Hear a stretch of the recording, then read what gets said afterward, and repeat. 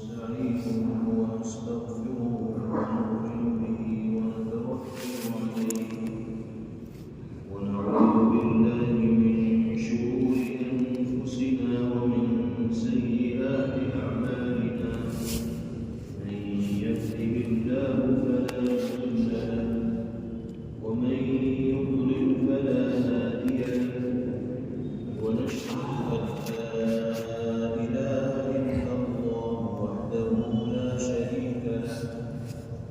ونشهد أن سيدنا ونبينا وإمامنا وسندنا ومولانا محمدا عبده ورسوله صلى الله تبارك وتعالى عليه وعلى آله وصحبه وبارك وسلم تسليما كثيرا أما بعد فأعوذ بالله من الشيطان الرجيم بسم الله الرحمن الرحيم واعبدوا الله ولا تشركوا به شيئا وبالوالدين إحسانا وبذي القربى واليتامى والمساكين والجار ذي القربى والجار الجنب والصاحب بالجنب وابن السبيل وما ملكت أيمانكم إن الله لا يحب من كان مختالا فخورا الذين يبخلون ويأمرون الناس بالبخل ويكتمون ما آتاهم الله من فضله وأعتدنا للكافرين عذابا مهينا صدق الله مولانا العلي العظيم. اس سورت مبارکہ کے شروع ہی سے اللہ رب العزت والجلال ادائیگی حقوق کی تاکید فرما رہا ہے. سب سے پہلے اپنے حقوق کو ادا کرنے کا حکم دیا، پھر اپنے بندوں کے حقوق کی ادائیگی کی تاکید فرمائی. اس آیت مبارکہ میں بھی باری تعالیٰ نے اپنے اور اپنے بندوں کے حقوق کی ادائیگی کا تاکیدی حکم دیا ہے. بار بار ایک ہی مضمون مختلف اسلوب اور پیرائے میں ذکر کرنے کا منشا اور مقصد اللہ رب العزت والجلال کا یہ ہوا کرتا ہے کہ لوگوں کے دل میں وہ مضمون بیٹھ جائے.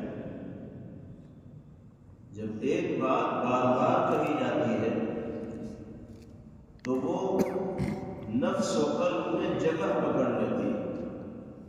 اور آدمی یہ سوچنے پر مجبور ہوتا ہے کہ یہ کیسی ہدایت ہے جس کی جانب بار بار ہمیں متوجہ کیا جا رہا ہے. چنانچہ اس آیت مبارکہ میں بھی اللہ رب العزت والجلال نے مجموعی طور پر اپنے اور اپنے بندوں کے حقوق کی ادائیگی کے تاکیدی احکامات دیے. پہلے نمبر پر اللہ رب العزت والجلال نے ارشاد فرمایا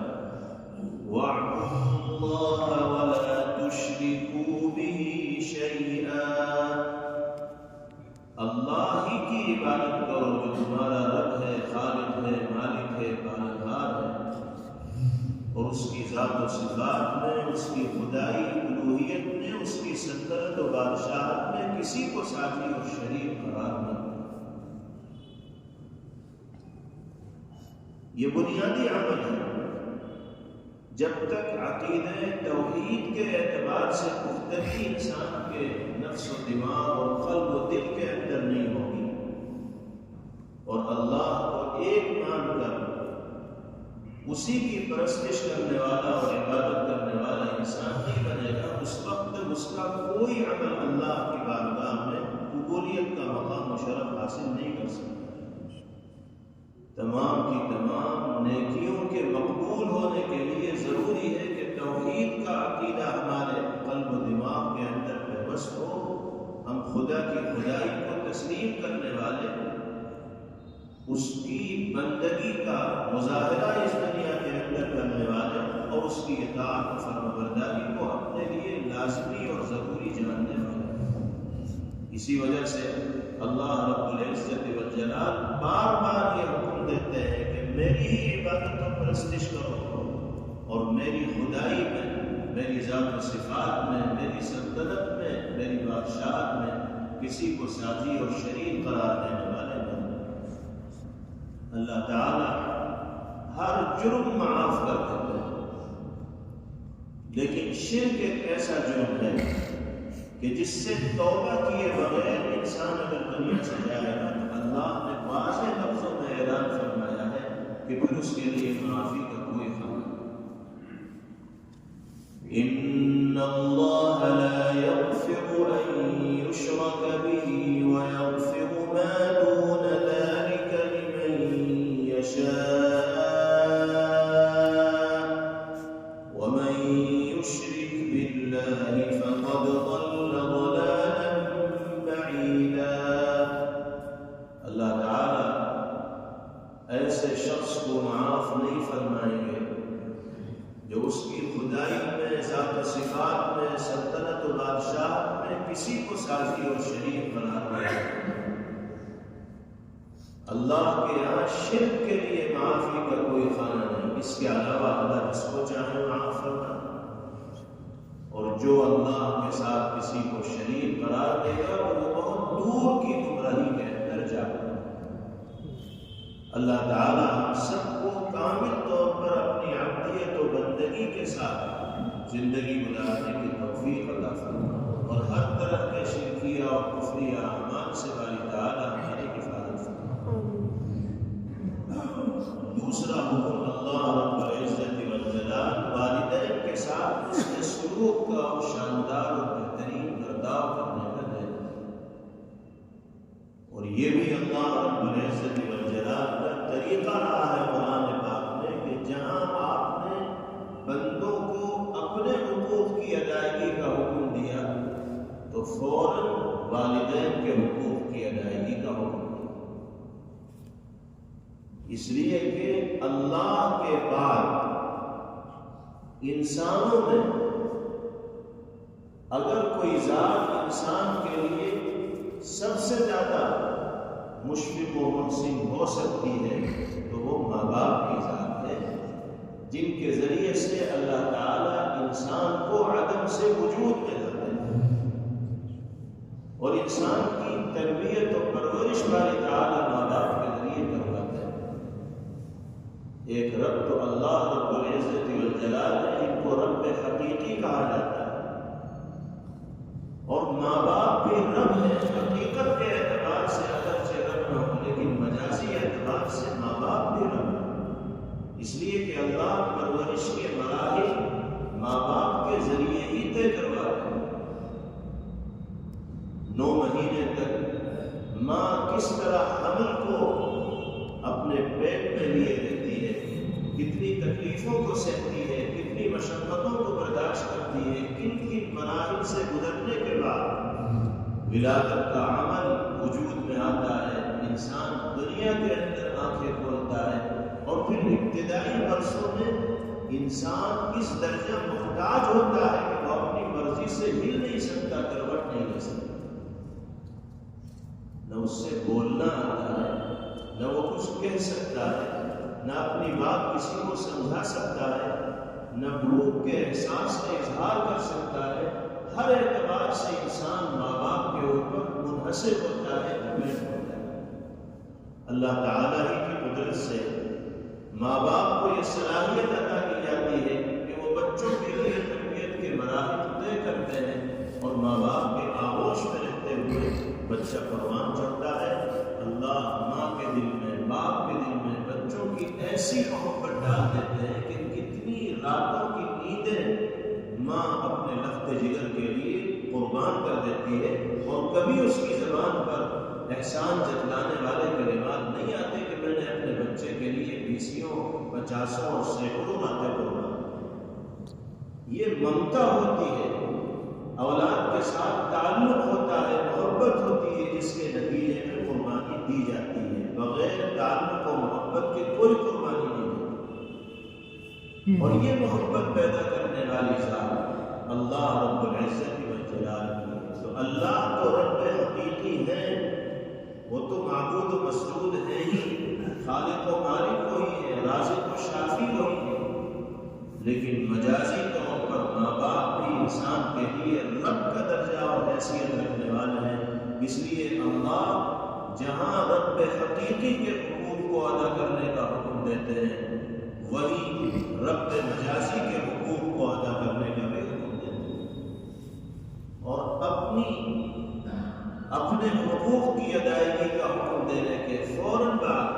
والدین کے ساتھ اس نے سلوک کی تاکید و تلقین جگہ جگہ اللہ رب العزت والجلال نے قرآن پاک میں فرمائی۔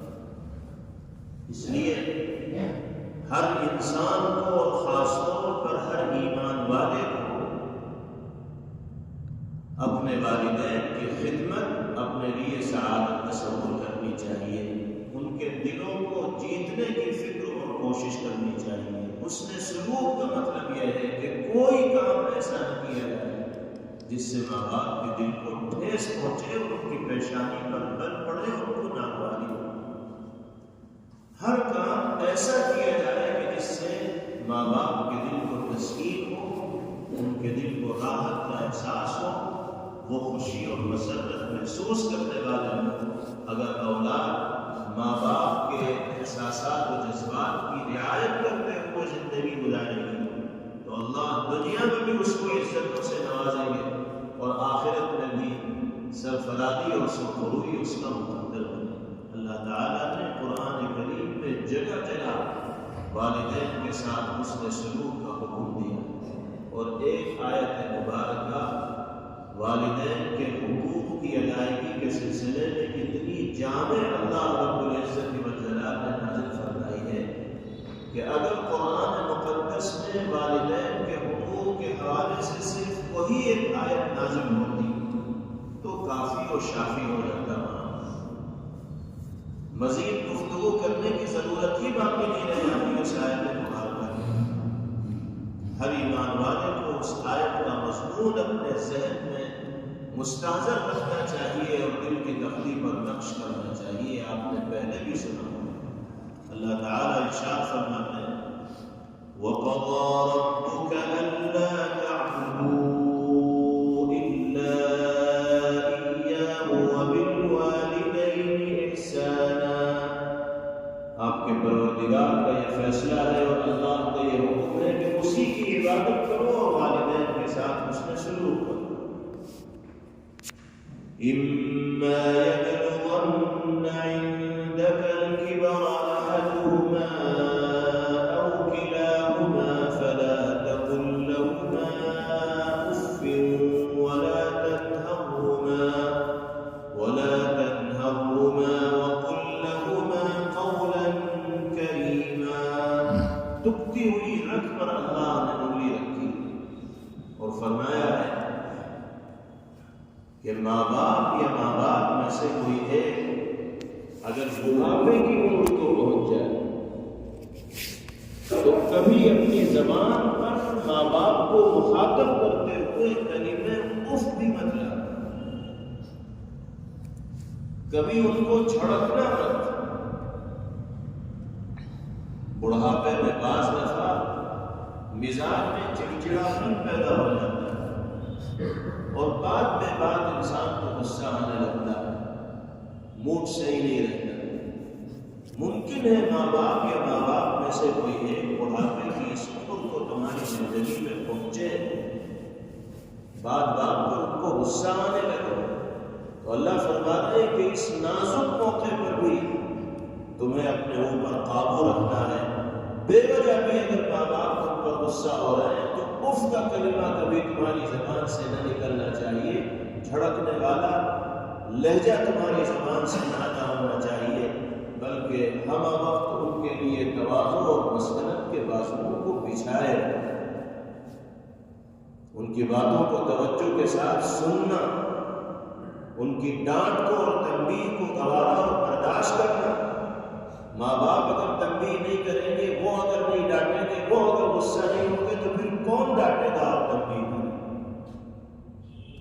جب تک ماں باپ کا سایہ سر پر ہوتا ہے تو عام طور پر انسان کو اس سائے کی عظمت کا احساس نہیں ہوتا،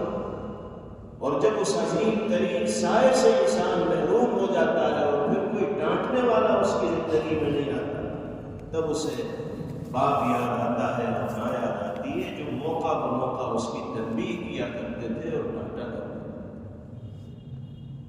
اللہ کا انعام ہے والدین، ان کی جتنی قدر کر لی جائے گی دنیا میں انسان کو اتنی عزت ملے گی اور آخرت میں بھی اتنی ہی کامیابیاں مقدر ہیں۔ اللہ فرما رہا ہے وَاخْفِضْ لَهُمَا جَنَاحَ الذُّلِّ مِنَ الرَّحْمَةِ وَقُلْ رَبِّ ارْحَمْهُمَا كَمَا رَبَّيَانِي صَغِيرًا۔ ہمدردی، تواضع، مسکنت اور عاجزی کے بازوؤں کو ان کے لیے بچھا دینا، اور دعا سکھلائی اللہ تعالیٰ نے کہ ماں باپ کے لیے ان الفاظ میں دعا کرنا کہ اللہ ان دونوں کے ساتھ اسی طرح رحم و کرم کا معاملہ فرمائیے جس طرح بچپنے میں انہوں نے میری پرورش کی۔ ربکم اعلم بما فی نفوسکم ان تکونوا صالحین فإنہ کان للأوابین غفورا۔ تو یہ آیت مبارکہ والدین کے حقوق کی ادائیگی کے سلسلے میں بڑی اہمیت کی حامل، اور اللہ نے اس مضمون کو اتنی جامعیت کے ساتھ اس آیت میں بیان فرما دیا کہ اگر اس موضوع پر قرآن پاک کی صرف یہی ایک آیت ہوتی تو بھی بیان موضوع کے لیے کافی اور شافی ہو جاتی، لیکن اللہ نے صرف اسی آیت پر قناعت نہیں کی، اکتفا نہیں فرمایا، بلکہ آپ قرآن پاک پڑھیے، جگہ جگہ اللہ تعالیٰ والدین کے ساتھ حسن سلوک اور بہترین برتاؤ کرنے کا تاکیدی حکم دیتے ہیں۔ ایک صحابی نبی کریم علیہ السلام کی خدمت میں حاضر ہوا اور عرض کیا کہ یا رسول اللہ، جہاد کا تقاضا پیش نظر ہے، ساتھ ہی اس تقاضے پر عمل کرتے ہوئے میدان جہاد کی طرف روانہ ہو رہے ہیں۔ میری بھی خواہش و چاہت یہ ہے کہ اللہ کے کلمے کو بلند کرنے کے لیے میدان جہاد میں جاؤں اور مالک کی رضا اور خوشنودی کے حصول کا مستحق بنوں۔ پیغمبر علیہ السلام سے جہاد میں جانے کی اجازت چاہی۔ حضور پاک علیہ السلام نے دریافت فرمایا احی والداک، تمہارے ماں باپ باحیات اور زندہ ہیں یا نہیں؟ عرض کیا کہ یا رسول اللہ، والدین تو الحمدللہ باحیات ہیں اور بڑھاپے کی زندگی گزاری۔ پیغمبر علیہ السلام نے فرمایا فَفِيهِمَا فَجَاهِدْ، جاؤ ماں باپ کی خدمت کرو، اسی میں تمہیں جہاد کا ثواب ملے۔ نبی کریم علیہ السلام کو اللہ رب العزت والجلال نے ایک ذوق اور ایک مل کا یہ عطا فرمایا تھا کہ آپ سوال کرنے والے کی پیشانی پڑھ لیا کرتے تھے، سائل کے منشا کو آپ سمجھ جایا کرتے تھے کہ کس مقصد سے یہ سوال کرتا۔ جو صحابی جہاد میں جانے کی اجازت نبی کریم علیہ السلام سے چاہ رہے تھے، پیغمبر علیہ السلام کو ان کے بارے میں یہ پتہ چل گیا کہ ان کے گھر میں بوڑھے والدین موجود ہیں اور ان کی خدمت کے لیے ان کے علاوہ کوئی سہارا نہیں ہے، اس لیے آپ نے فرمایا کہ تمہارے لیے اس وقت جہاد جیسے اہم فریضے کو ادا کرنے سے زیادہ ضروری والدین کی خدمت کرنا۔ تصور کیجئے کہ جہاد کتنا اونچا عمل، جان ہتھیلی پر رکھ کر انسان اللہ کی رضا کے لیے دشمنوں کے مقابل چلا جائے، جان کی بازی لگانے کے لیے تیار ہو جائے، ضرورت پڑے گی تو شہادت کا جام نوش کر لے، اور جام شہادت وہ جام ہے کہ جس کو حاصل کرنے کی آرزو اور تمنا پیغمبر علیہ السلام کیا کرتے تھے کہ اللہ مجھے موقع دیں تو میں اس کی راہ میں جام شہادت نوش کروں، اللہ مجھے پھر زندگی دیں تو دوبارہ جام شہادت نوش کروں، پھر مجھے زندگی دیں تو تیسری مرتبہ جام شہادت نوش کروں۔ اتنا عالی مرتبہ عمل ہے شہادت جو جہاد کے نتیجے میں انسان کو حاصل ہوتا ہے، لیکن نبی کریم علیہ السلام نے ان صحابی سے فرمایا کہ اس وقت تمہارے لیے میدان جہاد میں جا کر جام شہادت نوش کرنے سے بہتر یہ ہے کہ تم اپنے بزرگ والدین کی خدمت کرو، اللہ اسی خدمت کی برکت سے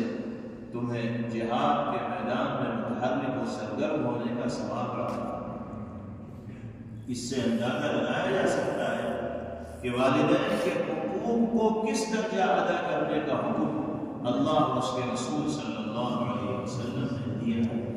ارشاد فرمایا نبی کریم علیہ السلام نے کہ ایک محبت بھری نگاہ اولاد کی طرف سے والدین کے چہرے پر اگر پڑتی ہے تو اللہ حج مقبول کا ثواب عطا فرماتا۔ صحابہ نے پوچھا کہ یا رسول اللہ بار بار نگاہ پڑے گی؟ آپ نے فرمایا بار بار ثواب ملے گا، اللہ کے خزانے میں کوئی کمی تھوڑی ہے۔ دن میں 50 مرتبہ محبت و عقیدت کے ساتھ ماں باپ کے چہرے کو اگر دیکھا جائے گا تو اللہ ہر مرتبہ دیکھنے کے عوض حج مقبول کا ثواب مرحمت فرما دیں گے۔ اللہ کے خزانے میں کوئی کمی نہیں کہ اللہ کو یہ ڈر ہو کہ اتنا ثواب ایک ہی آدمی کو مل جائے گا تو بچے گا، اس خزانے میں کوئی کمی نہیں ہو تو پہلے دن سے لٹایا جا رہا ہے اور جب تک دنیا رہے گی اسی طرح لٹایا جاتا ہے۔ اللہ تعالی ہم سب کو اپنے والدین کے حقوق کی ادائیگی کی توفیق عطا فرمائے۔ والدین کا حیات ہو تو ان کی مرضی اور منشا کو سمجھ کر اس کے مطابق زندگی گزاری ہے، ان کے دلوں کو خوش اور راضی رکھا ہے، اور والدین دنیا سے رخصت ہو گئے ہوں تو ان کے لیے ایصال ثواب کا اہتمام کیا جائے، نیکیوں کو اور اچھے اعمال کو انجام دے کر اس کا ثواب مرحوم والدین کو پہنچایا جائے، ان کی فکر کو، ان کے دینی نظریے کو اختیار کیا جائے، اور مرحوم والدین کے جن لوگوں سے روابط و تعلقات تھے ان روابط و تعلقات کو برقرار رکھا جائے، اس نیت سے کہ یہ ہمارے ماں باپ سے تعلق رکھنے والے تھے تو اللہ اس عمل کی برکت سے مرحومین کی ارواح کو راحت اور آرام اور تسکین پہنچے۔ آج کی دنیا میں خاص طور پر نوجوانوں کے طبقے میں والدین کی نافرمانی عام ہوتی چلی ہے، خود سری اور بغاوت کا مادہ نوجوانوں میں پیدا ہوتا چلا جاتا ہے، وہ اپنے ہی کو سب کچھ سمجھتے ہیں، بڑوں اور بزرگوں کو خاطر میں نہیں لاتے۔ ماں باپ جو ان کے لیے سب سے بڑے ہمدرد ہیں، ان سے زیادہ ہمدردی ان کے لیے کوئی نہیں کر سکتا، ان کی روک ٹوک آج نوجوانوں کو بری لگتی ہے، اور اسی بات پر ان کا موڈ آف ہو جاتا ہے کہ بات بات پر ابا ٹوکتے کیوں ہیں، اماں روکتی کیوں ہیں۔ حالانکہ والدین کی روک ٹوک ہمارے اور آپ کے مستقبل کو پیش نظر رکھ کر کامیابی ہی کے مقصد سے کی جاتی ہے کہ برائیوں سے انسان بچے گا تو کامیابیاں اس کا مقدر بنے گی۔ میں اپنے نوجوان بھائیوں سے خاص طور پر گزارش کروں گا کہ اگر اس طرح کا کوئی مادہ ذہن و دماغ کے کسی بھی کونے میں پایا جا رہا ہے تو اس کو کھرچ کر باہر نکال دیجیے، اور ماں باپ سے ٹوٹ کر محبت کرنے والے، ان کی خدمت کو اپنے لیے سعادت تصور کرنے والے بنیے۔ اللہ کو اطمینان و سکون آپ کو عطا فرمائیں گے جو کروڑوں کا مالک بننے کے بعد بھی انسان کو حاصل نہیں ہو سکتا۔ والدین کے دل سے جو دعائیں نکلتی ہیں ان دعاؤں کا کوئی بدل نہیں ہو سکتا، کوئی قیمت نہیں ہو سکتا۔ ہم ایسی خدمت ماں باپ کی کریں اور ان کے اشاروں پر اس طرح چلیں کہ ہمیں یہ کہنے کی ضرورت نہ پیش آئے کہ آپ ہمارے لیے دعا کریں، خود ان کے دل سے ہمارے لیے دعا نکلے۔ اللہ کے رسول صلی اللہ علیہ وسلم فرماتے ہیں کہ والدین کی دعا اولاد کے حق میں اسی طرح قبول کی جاتی ہے جیسے نبی کی دعا اپنے امتی کے حق میں مقبول ہو۔ یہ درجہ ہے والدین کی دعاؤں کا۔ ہم کہاں کہاں گھومتے ہیں کہ فلاں دعا کرتے ہیں، فلاں دعا کرتے ہیں، فلاں دعا کرتے ہیں۔ سب سے بڑا خزانہ تو ماں باپ کی شکل میں گھر میں موجود ہے۔ ادھر ادھر کی دعائیں لینے کی ضرورت ہی نہیں پڑے گی اگر ماں باپ کی دعاؤں کے ہم مستحق بن جائیں۔ ان سے زیادہ قیمتی کوئی دعائیں نہیں ہو سکتی، اور جس دل کے ساتھ وہ دعا کر سکتے ہیں کوئی اور نہیں کر سکتا۔ ماں باپ کے دل کو دکھائیں اور کسیوں جگہ سے دعائیں لینے کی کوشش کریں تو کسی کی دعا کارگر اور اثر انداز نہیں ہوگی۔ اللہ کی رضا ماں باپ کی رضا کے نتیجے میں ہی حاصل ہوگا۔ نبی کریم علیہ الصلوۃ والسلام نے فرمایا رضا الرب فی رضا الوالد وسخط الرب فی سخط الوالد۔ والدین کی رضامندی میں اللہ کی رضامندی مثمر و پوشیدہ اور چھپی ہوئی ہے، اور والدین کی ناراضگی میں اللہ کی ناراضگی چھپی ہوئی ہے۔ والدین راضی ہوں گے تو اللہ راضی ہوں گے، والدین ناراض ہوں گے تو ہم چاہے کچھ کر لیں اللہ کی رضا اور خوشنودی ہمیں حاصل نہیں ہوتا ہے۔ اللہ تعالی ہم سب کو والدین کے حقوق کی ادائیگی کی توفیق نصیب فرمائے۔ اس کے بعد تیسرا حکم دیا ہے وَاعْبُدُوا اللَّهَ وَلَا تُشْرِكُوا بِهِ شَيْئًا وَبِالْوَالِدَيْنِ إِحْسَانًا وَبِذِي الْقُرْبَى وَالْيَتَامَى وَالْمَسَاكِينِ۔ اللہ کی عبادت کرو، اس کے ساتھ کسی کو ساتھی اور شریک قرار مت دو، والدین کے ساتھ حسن سلوک کرو، رشتہ داروں کے ساتھ حسن سلوک کرو، اس کا تذکرہ آپ کے سامنے ہو چکا ہے۔ یتیموں کے ساتھ حسن سلوک کرو، جو ماں باپ کی شفقت سے محروم ہو کر زندگی گزار رہے ہیں، ان کے سر پر دست شفقت رکھو۔ نبی کریم علیہ السلام نے فرمایا انا وکافل الیتیم فی الجنۃ کہاتین، جنت میں اور یتیم کی کفالت کرنے والے اتنے قریب ہوں گے جتنے قریب یہ دو انگلیاں۔ دو انگلیوں سے آپ نے اشارہ فرمایا۔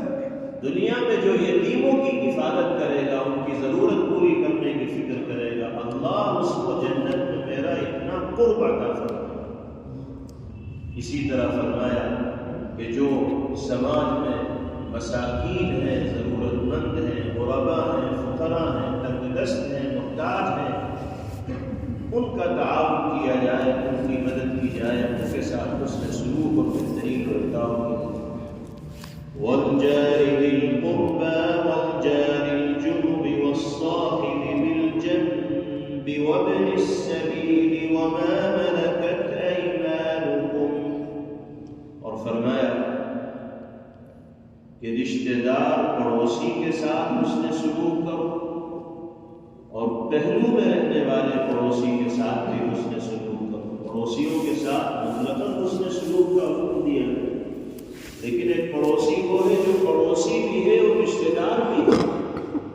اس کا حق عام پڑوسیوں کے مقابلے میں بڑا ہوا ہے۔ ایسا پڑوسی جس کے ساتھ ہماری قرابت و رشتہ داری بھی ہے، اس کے ساتھ حسن سلوک کرنا دوہرے اجر کا باعث اور ذریعہ بنے گا۔ ایک اجر پڑوسی کے ساتھ حسن سلوک کا اور دوسرا اجر صلہ رحمی کا۔ ایک پڑوسی وہ ہے جو مسلمان بھی ہے، رشتہ دار بھی ہے اور پڑوس میں بھی رہتا ہے۔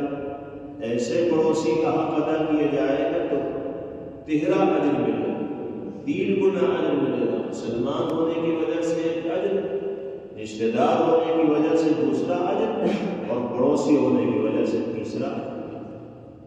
ایک پڑوسی وہ ہے جو مسلمان ہے اور رشتہ دار نہیں ہے، پڑوس میں رہتا ہے، اس کے ساتھ حسن سلوک کریں گے تو دوہرا اجر ملے گا، ایک مسلمان ہونے کی وجہ سے، دوسرا پڑوسی ہونے کی وجہ سے، اور تیسرا پڑوسی وہ ہے کہ جو مسلمان بھی نہیں ہے، رشتہ دار بھی نہیں ہے،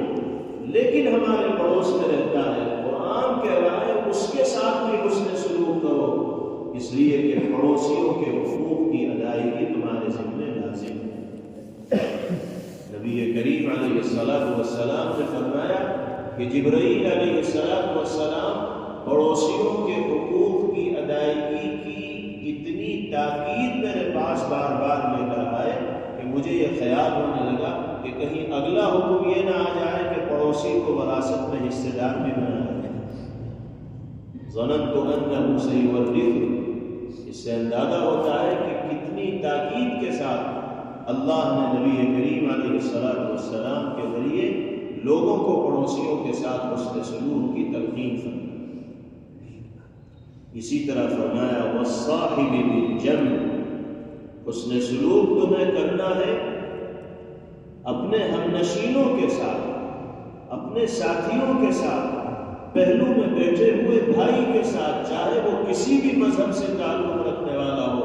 تھوڑی دیر کے لیے بھی اگر تم اور وہ ایک مجلس میں شریک ہو گئے تو تمہاری ذمہ داری اس کے ساتھ حسن سلوک کرنے کی۔ ٹرین میں ہم سفر کر رہے ہیں، پبلک ٹرانسپورٹ کے ذریعے ہم کہیں جا رہے ہیں، بس میں ہم کہیں جا رہے ہیں، ایک سیٹ پر کئی لوگ بیٹھے ہیں، سب ایک دوسرے کے صاحب بالجنب ہیں، پہلو میں بیٹھے ہوئے ہم نشیں ہیں، ایک دوسرے کے ساتھی ہیں، سب کی ذمہ داری ایک دوسرے کے ساتھ حسن سلوک کرنے کی۔ ایک عمومی مجلس کے اندر ہم بیٹھے ہوئے ہیں، ہم سب ایک دوسرے کے پہلو میں ہیں، ہماری ذمہ داری ایک دوسرے کے ساتھ حسن سلوک کرنے کی ہے۔ جناب رسول اللہ صلی اللہ علیہ وسلم نے امت کو یہ سبق سکھایا کہ اگر تم کسی عمومی مجلس میں بیٹھے ہو اور وہاں تمہارا کوئی ساتھی آئے تو اپنے عمل سے ساتھی کو یہ تاثر دینا کہ تم اپنے بھائی کے لیے جگہ رکھتے ہو، چاہے وہاں جگہ نہ ہو، لیکن تم ساتھی کو آتے ہوئے دیکھ کر اگر اپنا پہلو تھوڑا سا بدلو گے اور اس کو یہ تاثر دو گے کہ بھائی آ جاؤ، تمہارے لیے جگہ نکالنے کی کوشش کریں گے، دل کو شادہ کرو گے، تو ہمارا یہی عمل ساتھی کے دل کو جیتنے کا باعث اور ذریعہ بن جائے گا۔ وہ سوچے گا کہ اس نے مجھے اہمیت دی، عزت دی، میرے لیے جگہ حاصل کرنے کی کوشش کی، اور اگر ہم اس سے نگاہیں چرانے لگے اور آتا ہوا دیکھ کر اپنی نگاہیں پھیرنے کہ کہیں یہ یہاں بیٹھنے کو نہ کہے، تو چاہے وہ زبان سے کچھ نہ کہے لیکن محسوس ضرور کرے گا کہ میرا آنا اس کو گراں گزر رہا ہے، اور جب وہ یہ چیز محسوس کرے گا تو کبھی اس کے دل میں آپ کی قدر و منزلت اور محبت نہیں پیدا ہوگا۔ اس لیے مسلمان کو خاص طور پر کشادہ قلبی اور وسعت ظرفی کا مظاہرہ کرنا چاہیے، اور اپنے پہلو میں بیٹھے ہوئے لوگوں کے ساتھ، چاہے وہ کسی بھی مذہب سے تعلق رکھنے والے ہوں،